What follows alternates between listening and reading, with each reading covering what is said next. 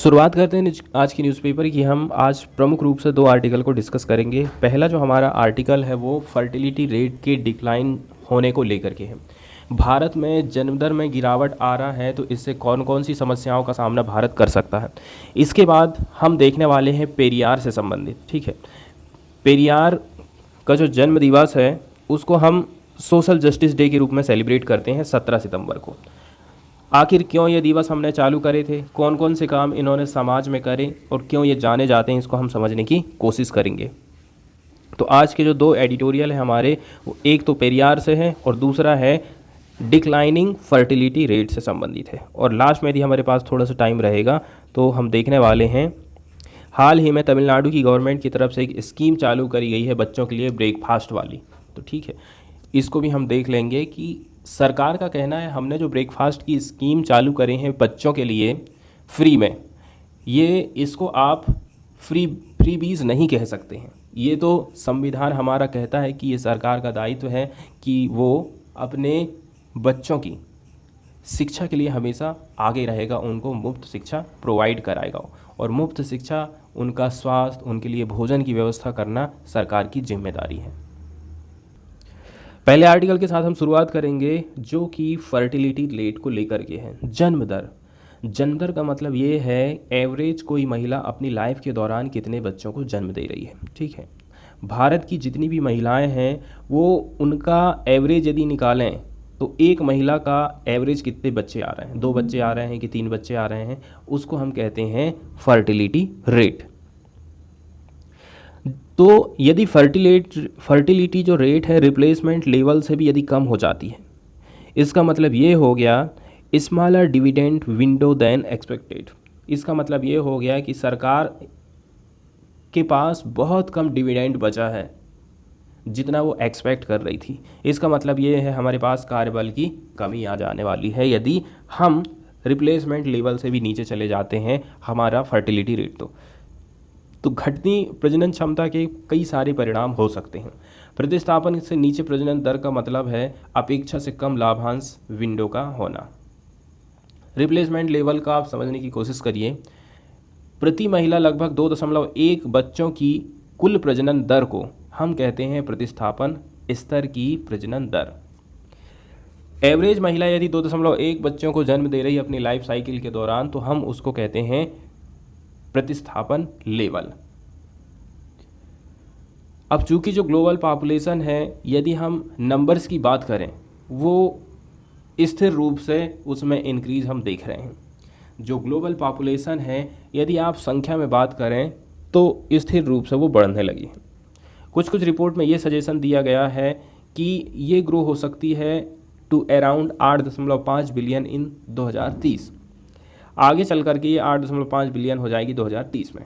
There is an interesting expect to this, और यहाँ पर एक इंटरेस्टिंग एक्सपेक्ट भी देखने को हमको मिलेगा।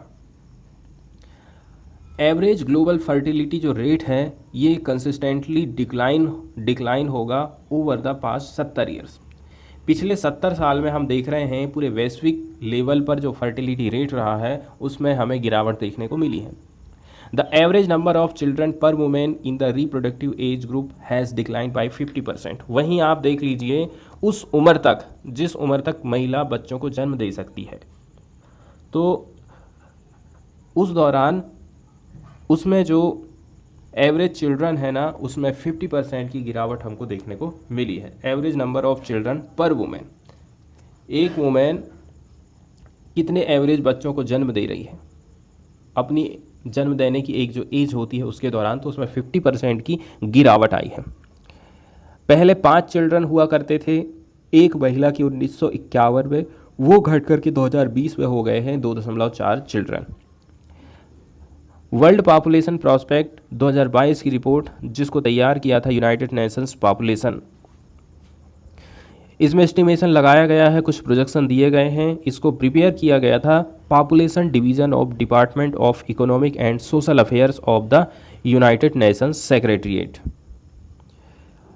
अब ये रिजल्ट है, this is the result of speeding up the social phenomenon of demographic transition. ठीक है, ये हम क्या देख रहे हैं कि जो डेमोग्राफिक चेंज हो रहा है, ट्रांजिशन हो रहा है, उसी का रिजल्ट हमको देखने को मिल रहा है। कई सारी कंट्रीज़ ऐसी हैं जो कि गरीब हैं, इनमें ज़्यादा ट्रांजिशन हमको देखने को मिला है यदि आप अमीर देशों की इनकी तुलना करेंगे तो। ब्रिटेन को 130 साल लग गए थे इस ट्रांजिशन होने में, from A fertility rate of 5 पर वुमेन इन 1800 से 2 हो गई 1930 में। कितने साल लग गए? 130 साल लग गए। वहीं आप देख लो साउथ कोरिया, इसको 20 साल लगे थे 1965 से 1985 में सेम डेटा को प्राप्त करने में। जैसे कि ब्रिटेन में बताया जा रहा है कि पहले एक जो एवरेज महिला थी वो 5 बच्चों को जन्म दे रही थी 1800 के दौरान। वहीं 1930 में आप जब जाके देखोगे तो वो कितना हो गया था, उसका लगभग आधा हो गया, आधे से भी कम आप कह सकते हैं, 2 बच्चे हो गए थे। यही हाल है यदि आप साउथ कोरिया का देखोगे तो इसको मात्र 20 साल लगे थे। 1965 में 5 बच्चे हुआ करते थे एवरेज किसी महिला के, 1985 में घट करके ये 2 हो गया और इसको लगा मात्र 20 साल। अब एक न्यू ही एक नया रिलीज़ किया गया था वर्ल्ड पॉपुलेशन प्रोस्पेक्ट। उसमें क्या नोट किया गया है, जो ग्लोबल फर्टिलिटी रेट है वो घट गई है 3 इन 1990। पहले हुआ करती थी 3 1990 में और 2021 में घट कर ये 2.3 हो गई। पूरे विश्व लेवल पर हम बात कर रहे हैं एवरेज की। जो सब सहारन अफ्रीकन कंट्रीज़ हैं, इनसे आप एक्सपेक्ट करते हो कि ये कंट्रीब्यूट करेंगे more than half the population growth after 2050 and growth through 2100।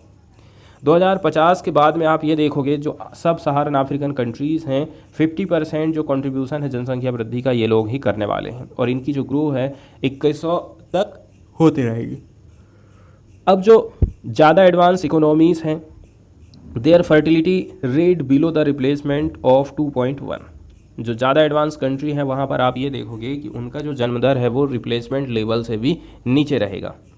With South Korea reporting the lowest at 1.05 children per women. South Korea का आप एग्जाम्पल देख सकते हैं, यहाँ पर फर्टिलिटी रेट 1.05 हो गई है पर वुमेन। वहीं इंडिया भी इस मामले में बिल्कुल अलग नहीं है, क्योंकि इसका जो फर्टिलिटी रेट है ना, इसमें भी गिरावट हमको देखने को मिल रही है। तो इंडिया का जो फर्टिलिटी रेट है वो फॉल हो रहा है रिप्लेसमेंट लेवल से भी। पहली बार कब? 2 हो गया था 2021 में।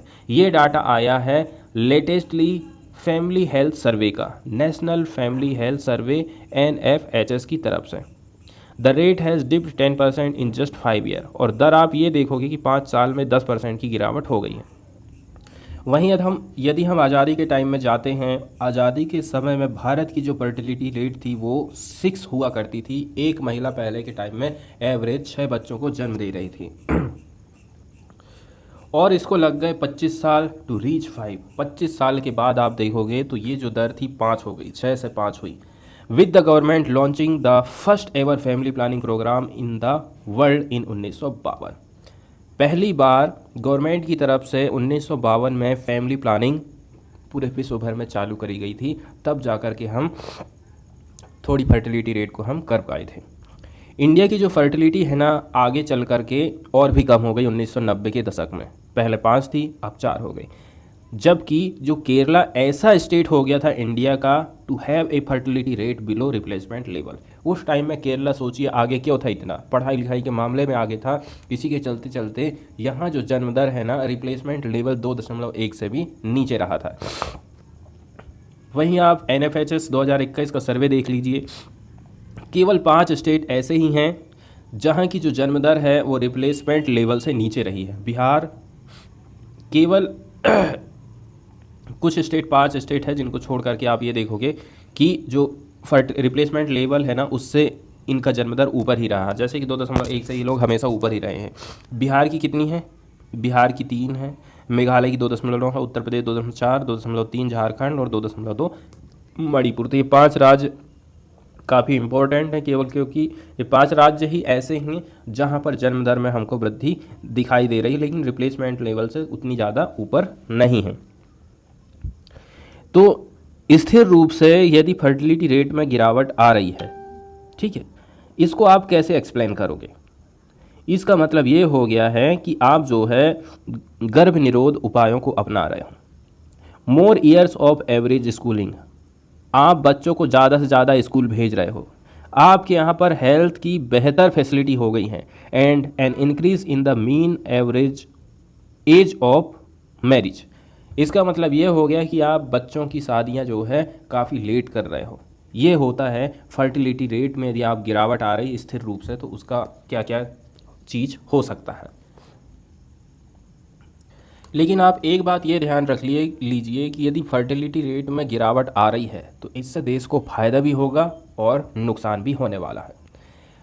जो कंट्रीज़ हुआ करते हैं जो कि अर्लियर स्टेजेस में हैं डेमोग्राफिक ट्रांजिशन के, डेमोग्राफिक चेंजेस के, डेमोग्राफिक बदलाव के, find positive effect of lower fertility rate on income.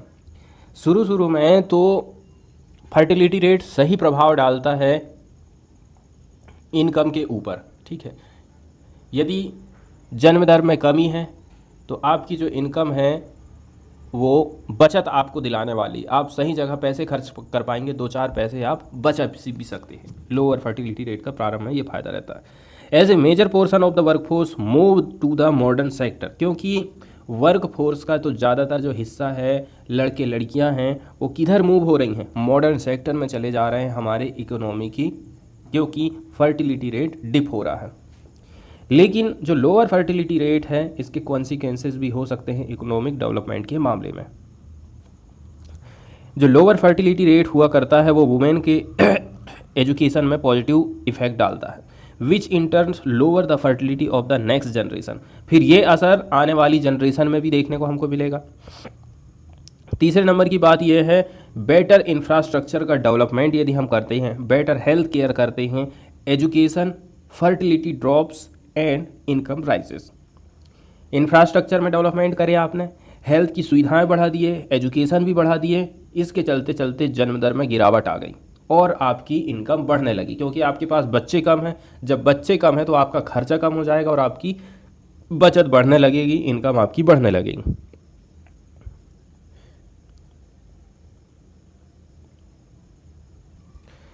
अब यहाँ पर एक बात और एक देख लीजिए, आपके देश में यदि काम धाम करने वाली उम्र वाले लोग ज़्यादा हैं तो क्या होगा, इससे आपको फ़ायदा ही होने वाला है, क्योंकि ये इंडिया की इनकम को बढ़ाएगा, हमारे देश में इन्वेस्टमेंट को भी लेकर के आएगा। Given the higher level of saving due to lower dependence, और इससे भारत का खर्चा भी बचने वाला है, क्योंकि भारत को बूढ़े लोगों के ऊपर ज़्यादा वेलफेयर स्कीम चलानी पड़ती है, उनको पेंशन देना पड़ता है, उनकी स्वास्थ्य की देखभाल करना पड़ता है। कुल मिलाकर के भारत सरकार की जेब से ज़्यादा पैसा खर्चा होता है। वहीं यदि उसके पास यंग जनरेशन है तो उसकी जो इनकम है ना वो बचने वाली है।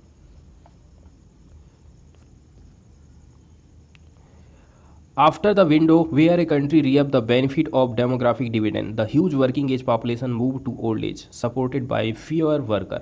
लेकिन धीरे धीरे आप देखोगे डेमोग्राफिक डिविडेंड हमारा चेंज होते जाता है। जैसे कि भारत में आज के टाइम में यंग लोग ज़्यादा हैं, धीरे धीरे करके क्या होगा, वृद्ध लोगों की संख्या भारत में बढ़ना चालू हो जाएगी। और वहीं यदि जन्म दर भी कम हो गई तो फिर भारत के लिए और भी समस्या उत्पन्न होने वाली है, क्योंकि यहाँ पर फिर कामकाज करने वाले लोग बचेंगे नहीं, ज़्यादातर वृद्ध लोग रहेंगे, फिर भारत का काम चलने वाला नहीं है, उसको वर्कर बाहर से मंगवाने पड़ेंगे। यही नुकसान की बात यदि हम करें, Japan was the first country to experience the implication of the falling fertility rate. सबसे पहले नुकसान कौन झेला, जापान झेला था। Increasing dependency ratio has lead to near zero GDP growth since the 1990। अब यहाँ पर आप ये देख लोगे कि जो डिपेंडेंसी का रेशो था इसने क्या काम कर दिया, जीडीपी को लगभग जीरो में ला दिया था 1990 के दशक में। और ये जो कंट्री थी वो फेस कर रही थी फिजिकल चैलेंजेस को to meet rising social security cost. क्यों? क्योंकि इसको वृद्ध लोगों में ज़्यादा पैसा खर्च करना पड़ जा रहा था। कुछ और भी कंट्रीज़ हैं जैसे कि साउथ कोरिया आज के टाइम में रिपोर्ट कर रहा है लो फर्टिलिटी रेट को then Japan, which is now optimistic about having manage the lower fertility without moving to an utter demographic collapse. यदि आप फर्टिलिटी रेट में गिरावट को देख रहे हो रिप्लेसमेंट लेवल से भी ज़्यादा would have a negative effect, तो इसका तो नकारात्मक प्रभाव पड़ने वाला है on the proportion of working population. Working population का जो अनुपात है ना वो गड़बड़ाने वाला है, which in turn will affect output in an economy. फिर हमारे देश का जो आउटपुट निकल करके आ रहा है, लोग मेहनत कर रहे हैं, कामकाज कर रहे हैं, तो जो आउटपुट निकल करके आ रहा है उसमें भी प्रभाव पड़ता है। जैसे कि भारत में लोग ज़्यादा से ज़्यादा शिक्षित होने लग जाएं, इंडिपेंडेंस हो जाएं यदि महिलाएं, would enhance their labour participation, इससे तो महिलाएं क्या है लेबर में अपने आप को पार्टिसिपेट कर सकती हैं, which could arrest the fall in labour participation up to a limit, इससे तो कुछ हद तक जो लेबर पार्टिसिपेशन में गिरावट आ रही थी ना उसमें सुधार हो सकता है। ठीक है, 5वें नंबर की बात यह है, यदि हमारे देश में जनसंख्या कम हो गई है, जन्म दर कम हो गई है, तो अब आप क्या काम करोगे? जिस देश की जनसंख्या ज़्यादा है वहाँ के लोग आ करके हमारे यहाँ काम करेंगे और बस जाएंगे। कुछ कुछ तर्क और दिए जाते हैं कि आने वाले 2100 सदी में, 2100 साल में विश्व की जो 40% जनसंख्या है उसकी उम्र 50 साल से ज़्यादा रहेगी। ठीक है, तो एक बुक है ग्रेट डेमोग्राफिक रिवर्सल, इसमें क्या बताया गया है, इसमें एक्सप्लेन करने की बात कही गई है कि कैसे करके जो फर्टिलिटी रेट है यदि उसमें गिरावट आ रही है तो इसका पॉजिटिव इफेक्ट पड़ने वाला है इन्फ्लेशन में, through higher wages due to lower labour supply. इसमें क्या होगा, ऐसे दौरान में जब हमारे देश में काम करने वाले लोगों में कमी आ जाएगी तो सरकार को क्या काम करना पड़ेगा, सरकार ज़्यादा से ज़्यादा पैसा खर्च करेगी। इसी को हम कह रहे हैं कि जो इन्फ्लेशन है ना इसमें पॉजिटिव इफेक्ट पड़ेगा, मतलब इन्फ्लेशन में वृद्धि होगी। जब सरकार ज़्यादा आपको मजदूरी देगी, मार्केट में ज़्यादा रुपया आएगा, इसका मतलब ये है इन्फ्लेशन कैसा हो जाएगा, हाई हो जाएगा। यही बात यहाँ पर समझाई जाती है। And a change in nature of unemployment inflation trade off, as now low inflation can be maintain even with low unemployment. आज के टाइम में लो इन्फ्लेशन, यदि इन्फ्लेशन कम है, इसको आप मेंटेन कर सकते हो लो अनएम्प्लॉयमेंट के माध्यम से। कुछ पॉपुलर थ्योरी है जो कि सजेस्ट करती है increased pressure on governments due to a high dependency ratio, government के ऊपर भी प्रेशर बनने वाला है क्योंकि हमारे देश में जो डिपेंडेंसी का रेशो है, कितने लोग ऐसे हैं जो कि दूसरे पर निर्भर हो गए हैं, वो कमा धमा नहीं सकते क्योंकि उनकी उम्र ज़्यादा हो गई है। तो जो डिपेंडेंसी का रेशियो है ना भारत में वो हाई हो जाएगा, इसलिए गवर्नमेंट के ऊपर भी प्रेशर पड़ेगा। इससे आप क्या देखोगे, we see fall in government debts, government का जो डेब्ट है उसमें हम क्या देख रहे हैं, गिरावट देख रहे हैं, due to lower savings of the households and corporates. क्यों? क्योंकि अब घर वाले लोग ज़्यादा सेविंग नहीं कर पा रहे हैं, ना ही कोई कारपोरेट उतनी ज़्यादा सेविंग कर पा रहे हैं, क्योंकि इनको मात्र खर्चा करना, ये लोग कमाने वाले तो हैं ही नहीं। तो इस प्रकार से आप देख रहे हैं कि जो हेल्थ केयर सिस्टम है, बेटर न्यूट्रिशन हम प्रोवाइड कर रहे हैं पूरे विश्व भर में, इसी के चलते चलते जो जीवन प्रत्याशा है ना वो बढ़ गई है, और जो ओल्डर सिटीजन है ना उनकी प्रोडक्टिविटी भी बढ़ते जा रही है। आप अच्छा खाओगे, स्वस्थ रहोगे तो आपकी जो प्रोडक्टिविटी है वो भी बढ़ने वाली है। ठीक है, तो सरकार ऐसा कर सकती है। इसके साथ साथ में हमें लेबर मार्केट में कुछ रिफॉर्म लाने पड़ेंगे। ठीक है, इससे क्या होगा, ज़्यादा से ज़्यादा हम फ्लेक्सिबिलिटी इंड्यूस का मतलब होता है किसी से कुछ काम करवाना या उसके लिए मनाना या फिर राज़ी करना। हमें क्या है, ज़्यादा से ज़्यादा फ्लेक्सिबिलिटी प्रोवाइड करना है लेबर मार्केट में। इससे इनकरेजमेंट मिलने वाला है वर्किंग वुमेन को टू हैव मोर चिल्ड्रन, कि आप बच्चे ज़्यादा करिए, and non working mothers to enter the labour market. और जो नॉन वर्किंग मदर हैं, ऐसी मदर जो कि कामकाज नहीं कर रही हैं, उनको भी आप आग्रह कर सकते हो कि आप मार्केट में आइए, कामकाज चालू करिए। ठीक, चौथे नंबर की बात, कंट्रीज़ अक्रॉस द ग्लोब, संसार भर के जितने भी देश हैं ना वो एक्सपेरिमेंट कर रहे हैं, कुछ पॉलिसी हमें बनाने की ज़रूरत है। जैसे कि आज के टाइम में चाइना कह रहा है 2 से ज़्यादा बच्चे आप पैदा करिए। Germany found success in boosting births through liberal labour law, Germany इस चीज़ को हासिल कर लिया है। कैसे करके, उसने अपने लेबर लॉ को कुछ उदार कर दिया है, उसने अलाउ कर दिया है पेरेंटल लीव को एंड अदर बेनिफिट्स को। डेनमार्क ऑफर कर रहा है state funded IVF technology for women below 40 years. ठीक है, महिलाएं जिनकी उम्र 40 साल से कम है उनको IVF की टेक्नोलॉजी प्रोवाइड कर रहा है। इन विट्रो फर्टिलाइजेशन, IVF की टेक्नोलॉजी जिसको बोला जाता है।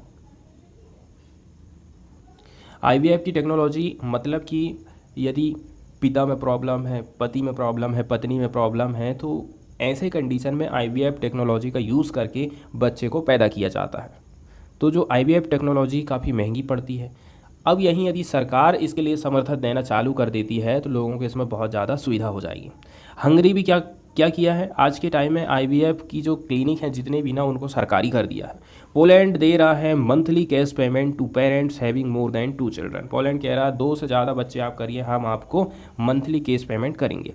रसिया कह रहा है कि हम 1 टाइम पेमेंट आपको देंगे for their second child is born. Russia also reinstituted the Soviet-era mother heroine title, who bore and raised more than 10 children, amounting to almost a one-time payment of 13 lakh. तो रसिया भी जनसंख्या बढ़ाने के चक्कर में है। सेकंड एडिटोरियल की हम शुरुआत करते हैं, जो कि फ्रीडम ऑफ स्पीच से संबंधित। आपके किसी भी चीज़ को सीधा सीधा एक्सेप्ट नहीं करना है आपको, आप उसकी जांचिए, परखिए, उस पर तर्क विचार करिए, उससे वाद विवाद करिए, जब जाकर के आप किसी भी विचार को एक्सेप्ट करिए। लेकिन आज के टाइम में ये सब बातें काफ़ी मुश्किल होते जा रही हैं, क्योंकि आज के टाइम में मेजॉरिटेरियन वाली गवर्नमेंट चल रही है। ठीक है, मेजॉरिटेरियन वाली गवर्नमेंट चल रही है। गवर्नमेंट बिल्कुल भी नहीं चाहती है कि कोई हमारी आलोचना करे, कोई हमसे सवाल उठाए। ठीक है, जो भी सवाल उठाता है उसकी आवाज़ को दबाने की कोशिश करी जाती है। तो जो बहुसंख्यकवाद बढ़ती है, बहुसंख्या के बाद मेजॉरिटेरियन यदि बढ़ते जा रहा है, जैसे कि मेजॉरिटेरियन में कोई भी चीज़ आप ले सकते हो। एग्जाम्पल के तौर पर जैसे हमारे यहाँ धर्म की यदि हम बात करें तो हिंदू धर्म लोग ज़्यादा हैं। हिंदू धर्म लोग ज़्यादा हैं तो इसका मतलब ये नहीं होना चाहिए कि जो अल्पसंख्यक समुदाय है उनको आप दबाना चालू कर दो। तो मेजॉरिटेरियनिज्म यदि बढ़ रहा है तो इस टाइम में आइक्लोक्लास्ट के विचार और भी ज़्यादा पहले से प्रासंगिक हो जाते हैं। आइक्लोकास्ट उन लोगों को कहा जाता है जो कि अटैक करते हैं सेटल्ड बिलीव्स को और इंस्टीट्यूशंस को, जो कईयों सालों से जो चली आ रही रीति रिवाज है उसको तोड़ने का काम करते हैं। कौन? आइकनोक्लास्ट। आइकनोक्लास्ट थे हमारे कौन? पेरियार EV रामास्वामी। 17 सितंबर को इनका जन्म हुआ था। इनकी जयंती को हम सामाजिक न्याय दिवस के रूप में सेलिब्रेट करते हैं। तो फंडामेंटल लेवल पर राइटर कह रहे हैं, मैं इसे एक ऐसी दुनिया के लिए अपनी दृष्टि को फिर से संगठित करने के लिए एक दिन मानता हूं जहां सामाजिक न्याय और तर्क संगतता बड़ी संख्या में लोगों के लिए सत्य का सर्वोत्तम संभव संस्करण परिभाषित करती है। न्याय और तर्क संगतता बहुत सारे लोगों के लिए सत्य का सबसे बढ़िया संस्करण है। पेरियार भी चाहते थे कि हम दुनिया की हर अवधारणा और ढांचे पर सवाल उठा सकते। कुछ भी आप स्वीकार मत करिए कि किसी ने ऐसा बोल दिया तो हमने वैसा मान लिया। इन्होंने दिलचस्पी रखने वाली भीड़ को उत्सुक श्रोताओं में, आप भीड़ भाड़ बन के मत रहिए, आप अच्छा श्रोता बनिए। और जो श्रोता है उनको कहा कि आप श्रोता अकेले बनकर मत बैठे रहिए, आप उत्साही विचारक बनिए। और विचारक लोगों को कहा कि आप राजसी नेता बनो, और कट्टर कार्यकर्ताओं में उनको बदल दिया। जहाँ तक लोग जो राजनीतिक मैदान में नहीं उतरे थे उन्होंने भी ये समझने की कोशिश करी कि वो अपने पक्ष में हमेशा अड़िग आखिर रहते क्यों थे। तो फ्यूचर के लिए क्या विजन होना चाहिए? जब उन्होंने अपने विचार प्रस्तुत करे तो सूक्ष्मता, ईमानदारी और खोजकर्ता उनमें दिखाई देती थी, जिसमें सभी धर्मों का पालन करने वाले लोगों को भी तर्क संगतता और धर्म पर आप विचार कर सकते हो, उस पर चर्चा कर सकते हो, बहस कर सकते हो, इस बात के लिए उन्होंने प्रेरित किया था। वो खुद कहते थे, हर किसी को किसी की भी राय का खंडन करने का अधिकार है, लेकिन कोई भी ऐसा व्यक्ति नहीं है जो कि किसी की अभिव्यक्ति की आज़ादी को रोक सके। इसलिए सरकार को भी इस बात को ध्यान रखना चाहिए कि हमें पेरियार की बातों को हमारे समाज में उतारना है, हमारे देश में इनकी बातों को जिंदा रखना है। भविष्य के लिए उनकी दृष्टि उनके सभी कार्यों का एक हिस्सा हुआ करती थी। ठीक है, यहाँ एक बहुत अच्छा एग्जाम्पल दिया जाता है। वो तत्कालीन मुख्यमंत्री हुआ करते थे C राजगोपालाचारी, इन्होंने पेश किया था कुलकुलवी थिट्टम के खिलाफ अग्रणी आवाज़ों में से एक रहे थे। तो ये केवल राजनीतिक हिसाब से उन्होंने नहीं करा था। पेरियार ने ये महसूस करा कि ये जाति के आधार पर विभाजन को और भी ज़्यादा बढ़ा देगा, जिससे सामाजिक ताने बाने की क्षति होने वाली है। कुलाकलवी थिट्टम ने स्कूली बच्चों पर शिक्षा का एक तरीका थोपने का प्रस्ताव रख दिया था, जिसमें स्कूली पाठ्यक्रम के हिस्से के रूप में अपने परिवार के पेशे को वो सीखेंगे। अब इसमें पता ये चला कि कोई चमार है तो क्या वो अपने घर में जो काम धंधा चल रहा था वो उसी को लेकर चलता रहेगा, कोई दूसरा काम नहीं करेगा। इसमें तो जो जातिवाद है और भी मजबूत होने वाला था ना, और लोग और भी ज़्यादा डिवाइड हो जाते, इसलिए इतना ज़्यादा विरोध पेरियार के द्वारा किया गया था। तो बाद में इसको फिर वापस ले लिए थे और व्यापक दुनिया में एक संदेश भी चला गया था कि जब जाति उत्पीड़न संबंधित मुद्दों की बात आ जाती है तो तमिलनाडु पूरा एकजुट हो जाता है। अब जब हमने बहुसंख्यकवाद की बात कर ही ली थी तो हम अल्पसंख्यकों की भी बात कर ही लेते हैं। एक लेवल पर अल्पसंख्यकों के खिलाफ हिंसा के कामों से बड़े पैमाने पर कुछ लोगों को ही फायदा होता है, ठीक है। इन लोगों के पास एक ऐसा बाहरी सेफ्टी सिस्टम है कि उनके लिए आग लगाने वाली बयानबाजी, कुछ भी बोल दे रहे हैं, उलझुल भाषण दे रहे हैं, एकदम भड़काऊ भाषण दे रहे हैं अल्पसंख्यकों के खिलाफ, ठीक है। तो इनके पास में पता नहीं क्या ऐसा सिस्टम है कि ये लोग हमेशा बच जाते हैं। पेरियार ने जिस चर्चा की शुरुआत करी वो आज भी जारी है और सामाजिक प्रतिगमन के इस तरीके का विरोध है। पेरियार ने घोषणा करी थी कि वो उत्पीड़कों के खिलाफ लड़ाई में हमेशा उत्पीड़ितों के साथ खड़े रहेंगे और वो हमेशा दुश्मनों का दमन करते रहेंगे। तो तमिलनाडु में कई प्रकार के सामाजिक सुधारक हुए थे जिन्होंने पिछली सदी में अपने क्रांतिकारी विचारों को लोगों के साथ में बांटा था। उनमें से ही पेरियार एक अद्वितीय स्थान रखते हैं क्योंकि उसने कई दुनियाओं के साथ बातचीत को संभव बनाया था। जब पेरियार ने मंच संभाला था या जब उन्होंने कुछ लिखा तो समाज सुधार आंदोलनों की दुनिया ने लोगों की राजनीति की दुनिया के साथ बातचीत करी कि राजनीति में भी क्या दिक्कत है। उन्होंने तमिलनाडु की प्रगति पर ध्यान केंद्रित करा और ये स्पष्ट है कि ये कभी न खत्म होने वाली यात्रा थी। इसके बाद वाला जो एडिटोरियल है वो हमारा है तमिलनाडु से। तमिलनाडु के मुख्यमंत्री M.K. स्टालिन ने एक फ्री ब्रेकफास्ट की स्कीम चालू करी है। उनका कहना है कि ये फ्री की रेवड़ी नहीं है जो कि हम बच्चों को बांट रहे हैं, बल्कि ये तो सरकार का कर्तव्य है कि जो भारत में कुपोषण की समस्या है, जो गरीब बच्चे हैं स्कूल जाते हैं खाली खाना के भरोसे से कि हमें खाना मिलता है, तो उनको हम ब्रेकफास्ट देंगे। ब्रेकफास्ट देने के उनकी जो पढ़ने लिखने और समझने की जो क्षमता है ना वो बेहतर हो जाती है, इसलिए ब्रेकफास्ट बहुत ज़्यादा ज़रूरी हो जाता है। नहीं तो भूख लगने के चक्कर में बच्चों को कुछ समझ में आता नहीं है। उन्होंने कहा था कि पहले फेज़ में हम 1.16 लाख बच्चों को फ्री ब्रेकफास्ट देंगे। आगे कह रहे हैं कि मैं सभी को आश्वासन दे रहा हूँ कि इस योजना का हम आगे भी विस्तार करेंगे। उनका कहना है किसी को इस योजना का मुफ्त रेवड़ी नहीं समझना चाहिए, सरकार का बल्कि कर्तव्य है।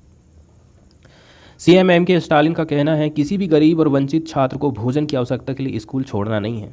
इस सरकार के सामने चाहे जो भी आर्थिक संकट आएगा, लेकिन हम इस योजना को रोकने वाले नहीं हैं। सभी सरकारी अधिकारियों से मैं ये चाहता हूं कि जिस तरह आप अपने बच्चों को खिलाते हैं ना, उसी तरह इस योजना को भी आप आगे जारी रखिए।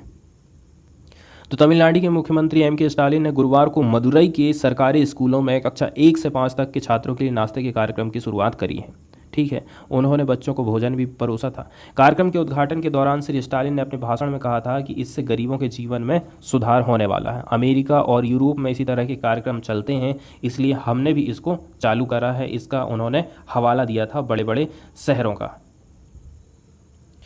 समाज सुधारक पंडितार अयोथी थसर ने 1900 से की शुरुआत में स्कूल के लंच के लिए बीज बोए। राइटर का कहना है कि तमिलनाडु की जो ब्रेकफास्ट स्कीम चालू की गई है वो काफ़ी अच्छा मॉडल है और अदर जो स्टेट हैं वो भी इसको फॉलो कर सकते हैं। कभी कभी क्या हो सकता है ना, गवर्नमेंट की जो एबिलिटी है कि हमें पैसा कहाँ से जुटाएंगे, रिसोर्सेज हमारे पास में कहाँ से आएंगे, for a good scheme is only limited by it's intent. लेकिन कई कई स्टेट ऐसे हैं जो कि इंटेंट बना करके बैठ गए हैं, अब क्या करें, पैसा ही नहीं है, नहीं तो हम इस प्रकार की स्कीम लाते। तमिलनाडु गवर्नमेंट ने लॉन्च किया है free breakfast scheme for school children. ये एक एग्जाम्पल माना जाता है पॉलिसी इनिशिएटिव का, जहां पर आपको दूरगामी कॉन्सिक्वेंसेस देखने को मिलेंगे स्कूल के एजुकेशन सिस्टम में और पब्लिक के हेल्थ में। क्योंकि जो चीफ मिनिस्टर M.K. स्टालिन थे, जब लॉन्चिंग कर रहे थे इस स्कीम को, तब उन्होंने कह दिया था ये जो फ्री ब्रेकफास्ट स्कीम है ना वो फ्री की रेवड़ी नहीं है, फ्री भी नहीं है, but the foremost due of the government to ensure no child goes hungry, बल्कि सरकार का ये कर्तव्य है कि हम एक भी बच्चे को भूखे मरने नहीं देंगे। स्टालिन ने फ्रेम किया था उनके वर्ड को and deeds from the promoter of progressive Dravidian model, ठीक है। प्रमोटरी, इन्होंने द्रविडियन मॉडल को फॉलो करते हुए अपने विचारों को, अपने कामों को आगे बढ़ाया। वो चाहते हैं कि इंक्लूसिव ग्रोथ होना चाहिए, जितने भी सेगमेंट हैं हमारे पॉपुलेशन के, चाहे गरीब चाहे अमीर। तो एक की एलिमेंट माना जा रहा है is the welfare of children. Which explains Tamil Nadu's early emphasis on feeding children in school. Tamil Nadu हमेशा जोर देते रहा है कि बच्चों को हम स्कूल में खाना खिलाएंगे। तो जो इम्पोर्टेंस है डेली ब्रेकफास्ट का as the most important meal of the day, काफ़ी मोस्ट इम्पॉर्टेंट मील माना जाता है दिन भर का, इसको सब लोग एक्सेप्ट करते हैं, एक्नॉलेज करते हैं। मल्टीपल स्टडीज़ पूरे विश्व भर में करी गई हैं जो कि इंडिकेशन दे रही हैं कि यदि आप ब्रेकफास्ट रेगुलरली कर रहे हो, इससे क्या होगा, पॉजिटिव आउटकम आएगा स्टूडेंट के लिए, जो कि अफेक्ट कर सकता है उनकी एबिलिटी टू फोकस को, लर्निंग को, रिटेन इन्फॉर्मेशन पॉजिटिवली। स्कूल का जो परफॉर्मेंस है उसमें हमें इम्प्रूवमेंट देखने को मिलता है as to behaviour and cognition. हमारा बिहेवियर, हमारा जो संज्ञानात्मक ज्ञान होता है। लेकिन जो रेगुलर ब्रेकफास्ट है ना, also takes care of diet quality. यहाँ पर डाइट की क्वालिटी का भी ध्यान रखना जरूरी है। माइक्रोन्यूट्रिएंट की सफिशिएंसी होना चाहिए। Anaemia and height and weight issue होते हैं बच्चों में, and is even believe to sculpt BMI score for the future. आने वाले टाइम में BMI का भी अच्छा खासा स्कोर ये प्रोवाइड करने वाला है। गवर्नमेंट ने टारगेट किया है कि वो प्रोवाइड करेगा स्कूल चिल्ड्रन, लगभग इसमें शामिल हैं एन एवरेज ऑफ 293 कैलोरीज का and an average protein input of 9.85 gram per day का। 293 हम कैलोरी देंगे और 9.85 ग्राम देंगे प्रोटीन पर डे। फिर आ जाती है mid day meal scheme, that is already being provided to student in school, comes up to an average of 553 calorie और 18 ग्राम प्रोटीन दिया जाता है हर बच्चे को। Who takes the food supplied in the school about 846 calorie and nearly 28 gram of protein एक day.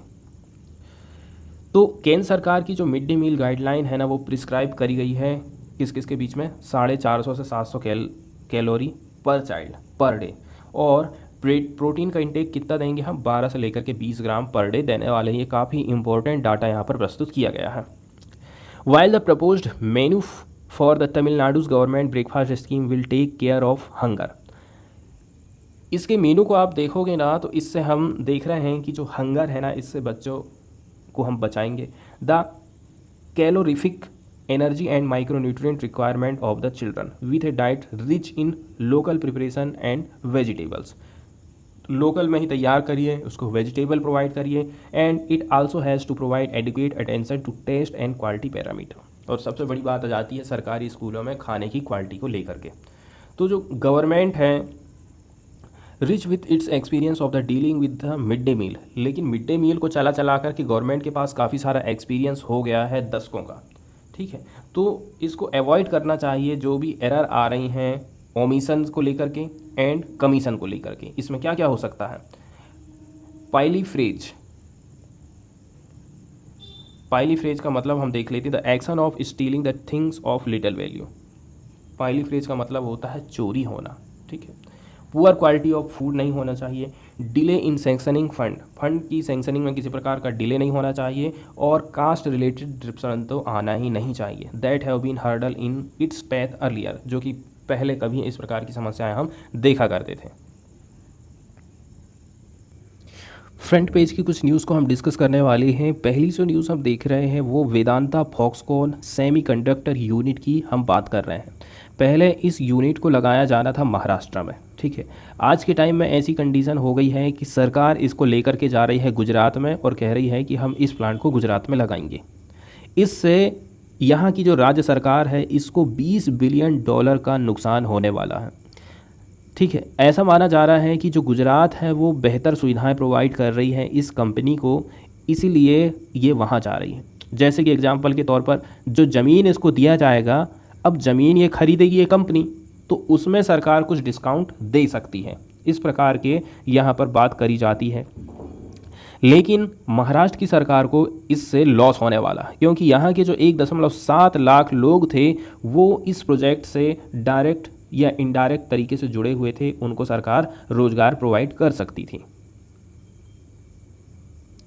अब इसके बाद में कुछ जो न्यूज़ आई है वो आई है एससीओ की मीटिंग से लेकर को। तो एससीओ के बारे में कुछ बेसिक फैक्ट हम देख लेते हैं, कब इसकी स्थापना हुई थी।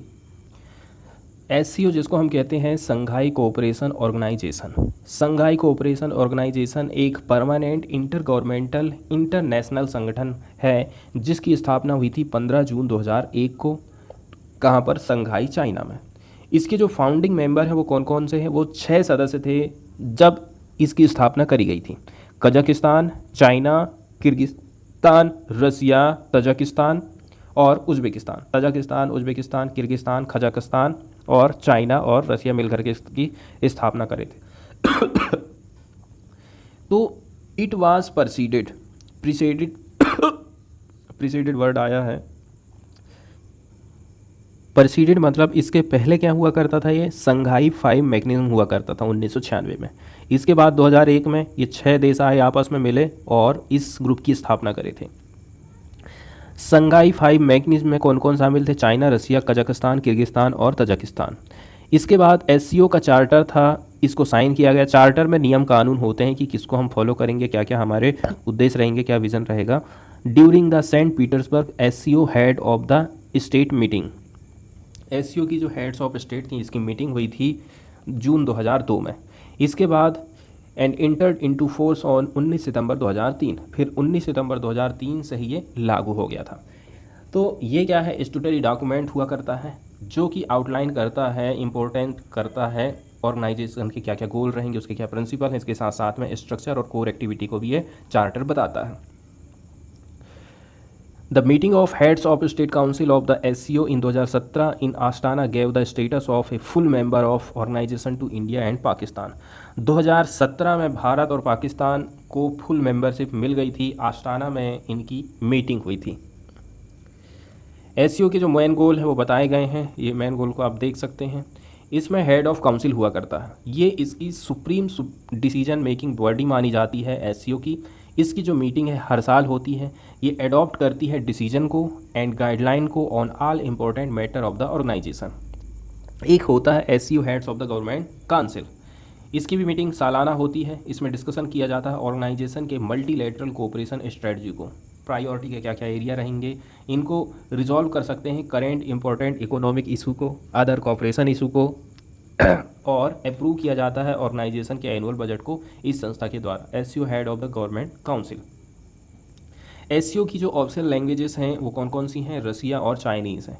और इसकी 2 परमानेंट बॉडी बनाई गई हैं। SCO सेक्रेटरीट जिसका सचिवालय का जो मुख्यालय है बीजिंग में है, और एक है executive committee of the regional anti terrorist structure, shortcut में कहें तो रेट्स। ठीक है, रेट्स का जो मुख्यालय है वो ताशकंद में है, ये हमें ध्यान रखना है। प्रेजेंट में कौन कौन इसके मेंबर हैं? तो आज के टाइम में 8 इसके मेंबर हैं।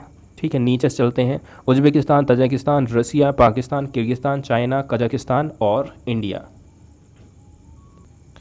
अब हम बात कर लेते हैं SCO में भारत की तरफ से कौन कौन से मुद्दे उठाए गए थे। तो भारत ने कहा है पहली बात को लेकर के कोरोना को लेकर के, और दूसरा जो मुद्दा उठाया था वो फूड सिक्योरिटी और एनर्जी क्राइसिस से रिलेटेड।